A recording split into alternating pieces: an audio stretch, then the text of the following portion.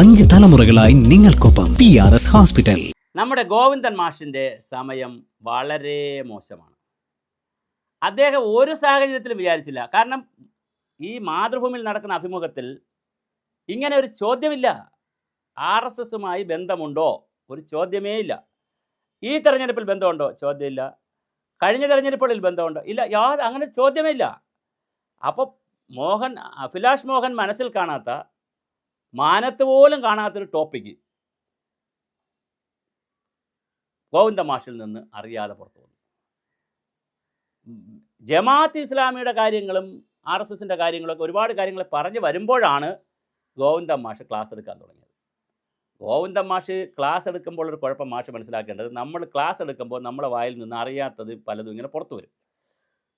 ഗോവിന്ദ മാഷ് 1925 RSS ഉണ്ടായില്ലേ, 1960-ൽ 70-ൽ RSSുമായിട്ട് ഞങ്ങൾ ബന്ധമുണ്ടാക്കിയില്ലേ. അപ്പം തന്നെ മോഹൻ ഗോപാൽ പറഞ്ഞു അങ്ങനെയൊക്കെ പുറത്ത് പറഞ്ഞാൽ കുഴപ്പം വരും. അപ്പോൾ അഭിലാഷ് മോഹൻ ചെയ്തത് എന്താണ്? അങ്ങനെയൊക്കെ പുറത്ത് പറഞ്ഞാൽ കുഴപ്പം വരും, നിങ്ങൾ സത്യം പറയരുതെന്നുള്ള നിലയിൽ ഗോവിന്ദ മാഷിൻ്റെ ഈഗോയെ ഹർട്ട് ചെയ്തു. ഇതാണ് സംഭവിച്ചത് ശരിക്കും. അപ്പോൾ ഗോവിന്ദ മാഷ് എന്ത് ചെയ്തു? ഞാനിത് കണ്ടതാണ് പൂർണ്ണമായി, അഭിലാഷ് മോഹൻ്റെ ആ ഒരു വീഡിയോ പൂർണ്ണമായി കണ്ടതാണ്. അപ്പോൾ തന്നെ ഗോവിന്ദ മാഷിൻ്റെ ഒരു ഈഗോ ഹർട്ട് ചെയ്തു. ഇവനാരടാ ഞാൻ സത്യം പറഞ്ഞാൽ ചോദിക്കാൻ? ഉടനെ ഗോവിന്ദ മാഷ് ചോദിച്ചു സത്യമല്ലേ അത്? അപ്പോൾ അറിയാതെ സ്ലിപ്പ് ഓഫ് ദി ടങ് എന്ന് പറയാൻ പറ്റത്തില്ല, ഒരു കുസൃതിക്കാരനായ കൗശലക്കാരനായ പത്രപ്രവർത്തകൻ്റെ ഒരു ഇടപാടിലൂടെ അഭിലാഷ് മോഹൻ ഇത് പൊക്കിയെടുത്തതാണ്. അപ്പോൾ അഭിലാഷ് മോഹൻ്റെ ടൈം ഇപ്പോൾ കൊള്ളാം. മാധ്യമപ്രവർത്തകൻ അല്ലെങ്കിൽ മാപ്ര, ഞാൻ ഷോർട്ട് ഫോം വിളിക്കുന്നതുകൊണ്ട് ആരും എന്നോട് ബഹളം ഉണ്ടാക്കരുത്. മാപ്ര എന്ന് പറയുന്ന മാധ്യമപ്രവർത്തകനായ അഭിലാഷ് മോഹൻ്റെ ടൈം ബെസ്റ്റ്. കൈ ഒന്ന് നോക്കേണ്ടതാണ്, ജാതകവും നോക്കേണ്ടതാണ്. ഗോവിന്ദ മാഷിൻ്റെ കൈ നോക്കണം, ഹസ്തരേഖ നോക്കണം, ജാതകവും നോക്കണം, രണ്ടും മോശം. എന്നാൽ പറഞ്ഞു കഴിഞ്ഞതിന് ശേഷം ഉടൻ അദ്ദേഹം താത്വിക ആചാര്യൻ കൂടിയാണ്, അത് മനസ്സിലാക്കുക. EMS കഴിഞ്ഞാൽ CPMനകത്തുള്ള ക്ലാസ്സുകൾ എടുക്കുന്ന താത്വിക മാഷാണ് അദ്ദേഹം. പാർട്ടി ജനറൽ സെക്രട്ടറി ആകുന്നത് വരെ ഒരുപാട് ക്ലാസ്സുകൾ എടുത്തിട്ടുണ്ട്. നവ ലിബറൽ നയങ്ങളെക്കുറിച്ചും ക്രോണിക് ക്യാപിറ്റലിസത്തെക്കുറിച്ചും ഇത്ര കണ്ട് ക്ലാസ് എടുക്കാൻ കഴിയുന്ന ഒരാൾ ഈ ഭൂമിയിലില്ല. കാറൽ മാർക്സ് പോലും ഇല്ല. മാർക്സ് വന്ന മാർക്സിനും പറ്റത്തില്ല, ഗോർബച്ചോവിനും ഗ്ലാസ്നോസ്റ്റും പെരിസ്ട്രോയിക്കും നടപ്പിലാക്കിയ ഗോർബച്ചോവിനും ഇത് കഴിയത്തില്ല, ഒരു മനുഷ്യന് കഴിയത്തില്ല. അത്രയ്ക്ക് വളരെ തന്ത്രപരമായിട്ടാണ് ക്രോണിക് ക്യാപിറ്റലിസത്തെക്കുറിച്ച്, ക്രോണി മുതലാളിത്തത്തെക്കുറിച്ച്, ചങ്ങാത്ത മുതലാളിത്തത്തെക്കുറിച്ച് വളരെ മനോഹരമായ ക്ലാസ് എടുക്കും. പക്ഷേ അദ്ദേഹം പെട്ടുപോയി. അപ്പോൾ അദ്ദേഹം ഇത്രയും ക്ലാസ് എടുത്തൊക്കെ പറയുമ്പോൾ സ്വരാജ് എന്ത് ചെയ്യണം? അത് അദ്ദേഹത്തിനോട് തന്നെ ചോദിക്കണം എന്ന് പറഞ്ഞ് തിരുത്തുന്നതിന് വരെ സ്വരാജ് ഗോവിന്ദ മാഷിനെ തിരുത്താൻ പോയി. ജനതാ പാർട്ടിയാണ് ഇങ്ങനെ ചെയ്തിരിക്കുന്നത്, ജനതാ പാർട്ടിയുമായിട്ടാണ് ഞങ്ങൾ തയ്യെടുപ്പ് വെച്ചത്, തൊട്ടവനെ തൊട്ടു, ഞങ്ങൾ നേരിട്ട് തൊട്ടിട്ടില്ല, ഞങ്ങൾ ഒരാളിനെ തൊട്ടു, ആ തൊട്ടവൻ വേറൊരു തന്നെ തൊട്ടിട്ടുണ്ട്. അങ്ങനെ ഞങ്ങൾ തൊട്ടവന് അയിത്വമൊന്നുമില്ല, തൊട്ടവൻ അയിത്വമുണ്ടോ ഞങ്ങൾക്ക് അറിയത്തുമില്ല. ഇങ്ങനെയൊക്കെ ഒരുതരം ഈ സ്വരാജ് ലൈനുണ്ടല്ലോ, താത്വികമായി പറയുമ്പോൾ ആടിനെ പട്ടിയാക്കി, പട്ടിയെ പേപ്പട്ടിയാക്കി, പേപ്പട്ടിയെ തല്ലിക്കൊന്നിട്ട് പിന്നെ അത് ആട്ടിറച്ചിയായി കഴിക്കുന്ന ചില പരിപാടികളൊക്കെ ഉണ്ട്. ഇങ്ങനെ ചില പരിപാടികളാണ് സ്വരാജ് പറഞ്ഞു വെച്ചത്. എന്നാൽ മുഖ്യമന്ത്രിയോട് ചോദിച്ചപ്പോൾ മുഖ്യമന്ത്രി ഗോവിന്ദനെ തിരുത്തി. അപ്പോൾ മുഖ്യമന്ത്രി പറഞ്ഞത് ശരിയല്ലേ? ശരിയാണ്. അന്ന് ജനസംഘമില്ല, ജനതാ പാർട്ടിയേ ഉള്ളൂ.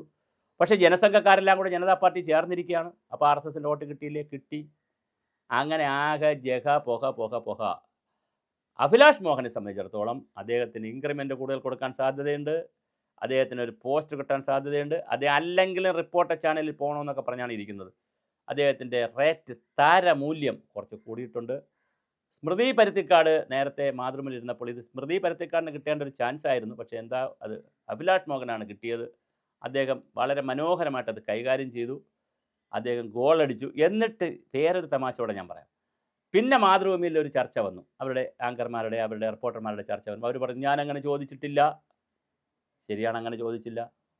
ഞാൻ ചക്ക എത്രയെന്ന് ചോദിക്കുമ്പോൾ കൊക്ക എത്രയെന്ന് മറുപടി പറയേണ്ട കാര്യമില്ല. തീർച്ചയായിട്ടും മറുപടിയുടെ ആവശ്യമില്ല.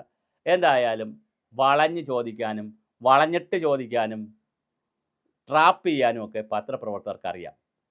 പത്രപ്രവർത്തകരോട് നമ്മൾ കാര്യം സംസാരിക്കുമ്പോൾ അത് നേരിട്ടായാലും അഭിമുഖത്തിലായാലും വളരെ സൂക്ഷിച്ച് സംസാരിക്കണം. സംസാരിച്ചില്ലെങ്കിൽ അവർ വാക്കുകളെടുത്ത് അതിൽ അമ്മാനമാടും. എന്തായാലും ഗോവിന്ദ മാഷിന്, നമ്മുടെ താത്വിക ആചാര്യനായിട്ടുള്ള ഗോവിന്ദ മാഷിന് വലിയൊരു അബദ്ധം പറ്റി.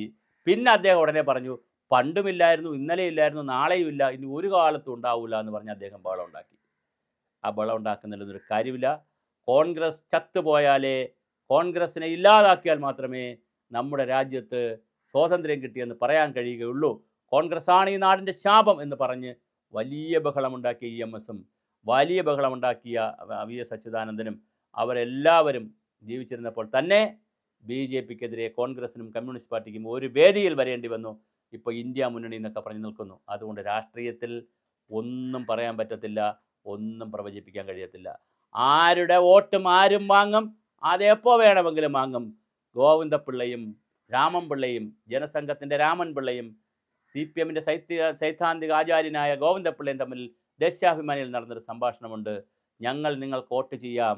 അപ്പോൾ ഗോവിന്ദപിള്ള പറഞ്ഞത്രേ, വോട്ട് ആര് തന്നാലും ഞങ്ങൾ വാങ്ങും. വോട്ടല്ലേ? അപ്പോൾ ഗോവിന്ദൻ മാഷേ, വോട്ടല്ലേ? അത് തന്നാൽ നല്ലതല്ലേ? അത് കിട്ടുന്നതിടത്തുനിന്ന് വാങ്ങുക, ജയിക്കുക, പിന്നെ നമുക്ക് തള്ളിപ്പറയാം.